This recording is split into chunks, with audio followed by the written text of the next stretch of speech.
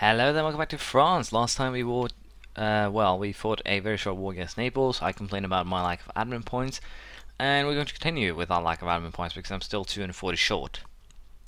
So, yes, we're going to continue with what we have been doing. A war with Aragon here is definitely brewing. It's a war that I should win easily on my own. And I think I'm actually going to try and take Sassari here because I do need the... To be perfectly honest, I think I might even go for taking Palermo, just because of the fact that Sassari and Palermo are both basically things that I need. But before that, let's just start the annexation of, as you can see here, Nevis. And it's going to actually take me 2 years, and it's going to cost me 160 diplomatic power, because of the fact that they have 32 development. So basically half the amount of development is what it's going to cost in diplomatic ability to just annex, which is a little bit annoying, but not really much I can do about that. Now, in terms of that, we can probably also start moving on Flanders here. We should definitely be able to peacefully vassalize these guys very, very soon. Economic base compared to what? That has to include trade then. There's no way it would be that high without the trade part. Yeah, that has to be trade. I can't imagine anything else. Either that or my economy is just weak apparently. But with that said, we're going to fabricate a couple of claims on Aragon, probably just Sassari, and then we're going to take the Aragonese mainland. Then we're just going to conquer the rest sometime later. I just need Sassari here to be able to fabricate a claim on Cagliari, so that's the goal. And again, I kind of want the islands just to make it easy for me to, control trade, make my borders look neater, and thus Tunis will have to lose a war here. Also, I kind of like the fact that I had a tiny little island right outside Tunis that I definitely want, Gerba. I want just a little bit of base for, beating Tunis. I also, of course, have to find Morocco for the Madeira Island, as well as Algarve. So we have plenty of reasons for war here. Now, can we pull something off with them is basically the big question. And do I want to invest in papal influence here? Because currently I gain about 5 a year. And I could get more if I just improve their relation of me. So let's see how much do I have to spend to get a decent chance. That was actually enough. So let's spend 50 more. And hopefully here I can get the Curia soon, because I haven't actually had the Curia at all this game. But that's about to change. The Pope will hate my guts for the conquest I'm doing, but I don't care. If the Pope wants to hate me, then he will have to hate me. Simple as that. The people that have been fabricating claims have been spotted, which is again not a big problem per se. And as you can see, my claims run out in 37. So I definitely need to wage this war now. And I need to win this war now, which is a very bad thing. So for the time being, we'll wait until the truces are up, then we'll declare on Aragon, and then hopefully my stupid king here will die fighting.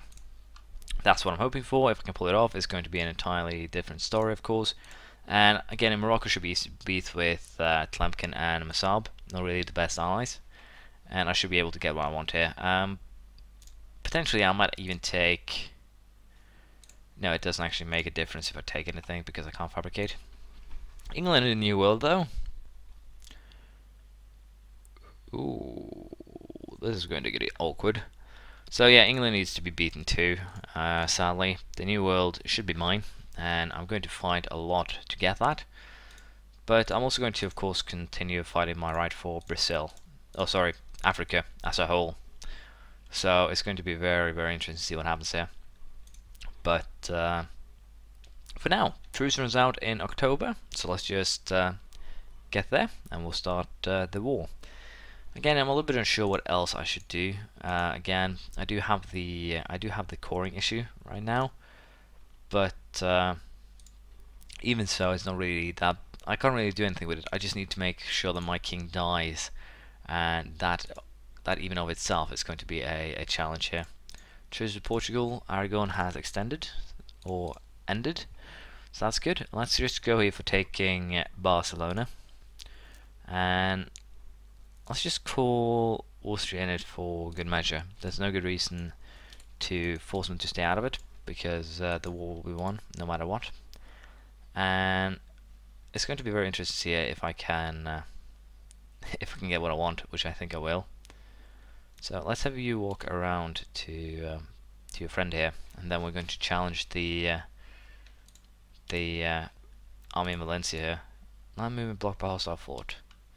Is that fort blocking even that movement? Well, that would be interesting in that case. Let's take the other army and move it to Girona, where I can take it to Sassari and Cagliari.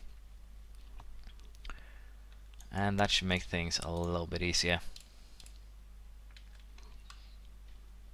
Yep, let's go and block the port.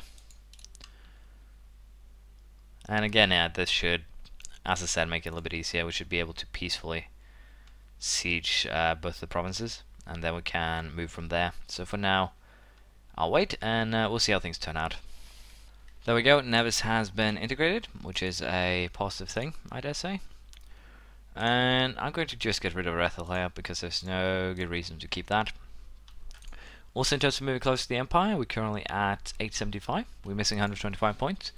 So we're getting close to that too, but I definitely need to go after England here. So next setup on the scale is just get Connaught, so I can completely get Ireland, and then we'll start moving on to dealing with England.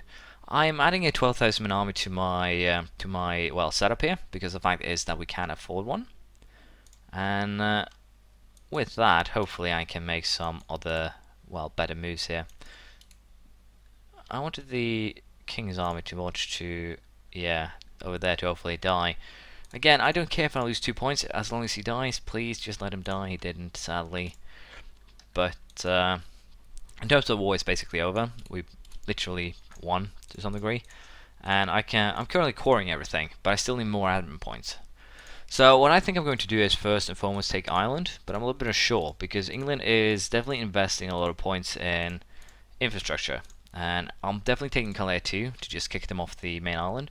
So I think this first war is probably going to be Calais, Kent, Wessex and Cornwall. Just take that first, and then I can take anything else afterwards. And again, it's going to be kind of harsh. England is currently allied with Sweden and Norway, which means that they will have extra fleet help. That is going to be the biggest threat here. If I can get enough troops over to begin with, that should be fine. The English fleet is also kind of challenging, 7, 10 and 9 transports. My fleet is currently 6, 6, 6 and 12. I'm currently adding 4 more carracks to it to bring it up to 10 heavy ships. But it will still be a challenge because Sweden here, as you can see, has a huge amount of galleys, and thus they're a little bit of a threat. Also, England has 35,000 men, so I definitely need to get probably 4 of my regiments over rather rapidly to probably just bomb them into Kent and just try and fight my way. England is currently tech 10, which means that they're 1 tech behind me, and I need to take advantage of that if I am to beat these guys. Let's just be perfectly honest.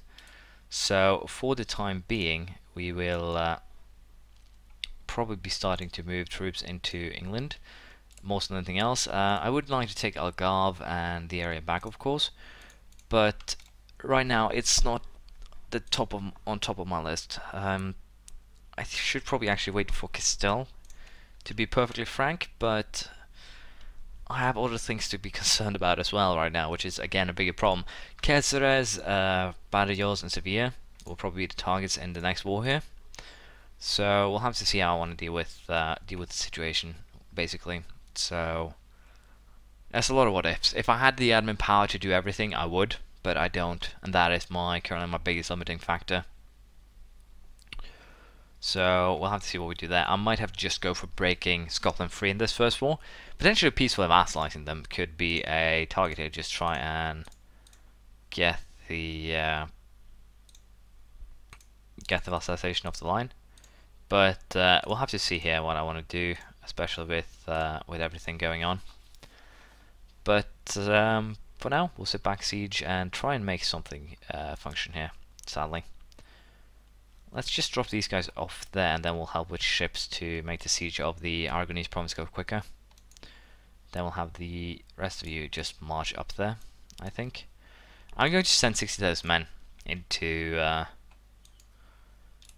England once the war starts. It's not a joke. I'm going to send 60,000 just to make sure I can siege everything quickly, rapidly, without any concern.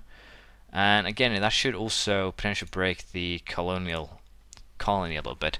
I was tempted to just send a fleet to take that colony, but I'll have to see. Portuguese Brazil is currently still under Portugal, but I'll have to see here if I can make something work. I also need to conquer the Castilian colonies here, of course, but it's going to be weird no matter what I do. For now, I'll just wait for Aragon to be finished sieging, and I'll start fabricating claims on England. Then we're going after Castile after that, and we'll just have to see how things turn out. Right now, I don't know how they will, and it's going to be very awkward no matter what I do. So I'll wait and we'll see how things turn out. This will most likely be the deal with making with Aragon. We'll be taking their entire coastline, and we'll also be taking Sassari. The remaining 4 provinces will probably take in a full annexation war later, but it's still going to be awkward no matter what we do here. Of course, war operations is part of our plan. We're also going to have them hopefully give up some of their own claims, as you can see. But I'm going to get a bit of aggressive expansion here between 1 and 28, and Aragon and Castile is going to be very pissed at me, not surprisingly, I dare say. But I'm also very concerned about, again, coring, how I'm going to deal with that issue. I can also get another ally right now, so I should probably be looking for that. Potentially Poland. We have not Ottomans wanting to join with me. Thania, Novgorod. Should I actually try and get an alliance up with Norway? It could be useful. Let's just be perfectly honest, it could be useful. Morocco, nope. Tlemcen, nope. Jolov, nope. The funny thing here is, I am a little bit unsure who to ally. Brandenburg could be useful, but again, they are Protestant. Protestant is currently spreading a little bit, but not too much, so I can deal with that. But of course, it's going to be very challenging also to convert the English Protestant provinces. That's going to be very, very challenging, to be perfectly frank. So I'll have to deal with that as time passes, to be honest. But again, I'm fabricating claims. We'll see how it goes. I still have to do a little bit more sieging on the part of Aragon. And worst case scenario, we actually might end up in a situation where I have to take or try and get the let's take those 50 administrative powers because I do need them, and the papal influence I can use as something else, like just invest all of it, to be perfectly honest. There we go. Hopefully I can get the papacy for once. And again, I'm very happy with those extra 50 admin points because it's going to be costly coring the land I'm going to take from Aragon. And with that said, we will just wait and I'll fabricate claims on England. It's time to make peace with Aragon. They have suffered, and again, this is going to be the deal. I'm going to add the Ergo one because I can. And again, getting rid of the course will just make it a little bit safer for me. I'll also get some free prestige here, so it's not too bad. The aggressive expansion penalty will not be too bad either, because if we check the map now after the conquest, if we do a very quick check here in terms of the aggressive coalition map mode, Castile is 37, Aragon now has 57, there's about 20 spread out in Italy, mostly, and a lot of people are pissed at me, but they're not really pissed at me at all, because it seems like if you have a claim right now, the aggressive expansion might kind of halves, which is a little bit weird, all things considered, but that seems to be the case. And currently I'm, what, 400 points again short, so it's going to take a while just to call that, but I can find England in the meantime. I can get Scotland as a vassal. I think I'm going to vassalize Scotland, and I'm going to use Scotland to basically eat England. I think that's the best thing to do here.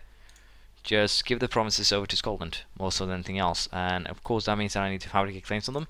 I might keep Connacht around also just for that sole purpose of handing land over to them. Just have Ireland and Scotland basically be vassals, probably down to this line with Scotland, and then basically have the rest conquered. But we'll have to see. Next time we're most likely going to declare war on England. I'm going to fabricate a couple more claims on Wessex and Kent, and then we're going to start moving, and of course it's going to be very interesting. I just need to get my troops over there quick, and that should be the deciding factor. Of course I'm still very interested in New World, but since I can't really declare outright war on Portugal, it's still going to take a while.